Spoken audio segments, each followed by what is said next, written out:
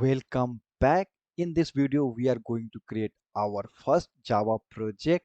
Here, we'll try to use Eclipse to build our Java project. After that, we'll create Hello World program and we'll try to run the code. Even we will see how we can run without Java-C command using Eclipse. So this is the default layout of Eclipse. So how you can create project? You can select File, New, and you can just select Other, and you can see here Java project. If you are unable to find, just type Java and you can see here Java project option. So just select that one. Now it will ask you to enter your project name, so you can give whatever you want. So I will enter like Java underscore tutorial. So here if you notice, it is showing JRE, that means Java Runtime Environment, and in earlier video we have installed JDK 22. So please do not worry what is JRE, what is JDK and what is JVM. In next video we are going to learn about them. Now you can unselect this one. Now you can just go for next, and this is your structure. You can see here Java tutorial src folder is there, and if you want to change something you can just come and change. So here you can see it is showing build path entry is missing. That means the JRE, or I can say JDK, is missing. You can see it is showing red color, so you can just click on edit, and for now it is not showing the JDK version. So what you can do, just select workspace default JRE JDK 22, click on finish. Now click on finish. So once you will click, you can see it is showing here JDK 22. It will show your Java version. In case if it is not showing, please try to add. So how you can do, just right click and you can see here build path. So here you can see the library and you can edit. Now it is showing src, and here one class is there, module info.java. So if you right click and select show in system explorer, so it will show like where the code is there, and if you double click you can see bin has been created, src has been created, and here dot class and dot project is there. By default Eclipse has been created these files.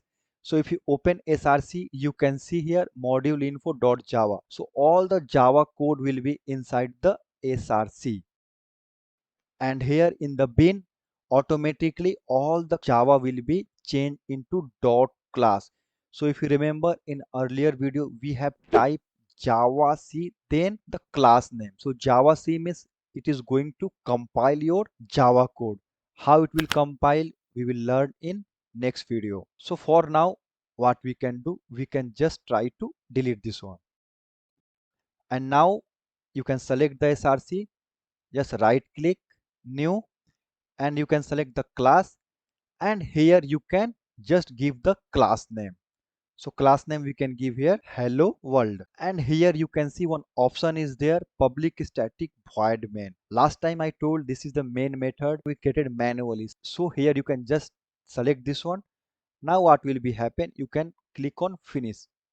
So once you will do, you can see it has been created a project. So if you notice at the top how it has been created here, package java underscore tutorial. So if you just come and right click on src and again select class, so you can see here package name is there java tutorial, and currently source folder is what, java tutorial slash src. So now you can open your code, and earlier the module class was inside the src, but now inside the src one package is there, that name is here java underscore tutorial, and if you open here hello world is there. So for now just understand like package is here directory, we will learn about in detail in upcoming videos. So public you can ignore it, so you can just delete it also if you want, it will not affect your code at all. So this is the class name, you can see here hello world, and this file name is also here hello world dot java. Please always follow the naming structure. The naming structure will be camel case. So if you are trying to use like a small letter class name, please do not try, it is not ideal. So it is the main method. So in the last video we have created this code, right? And we have added like system.out println. So similarly again we are going to do, so either you can type system.out.println or just type sys, and if you are using window just select control and space bar.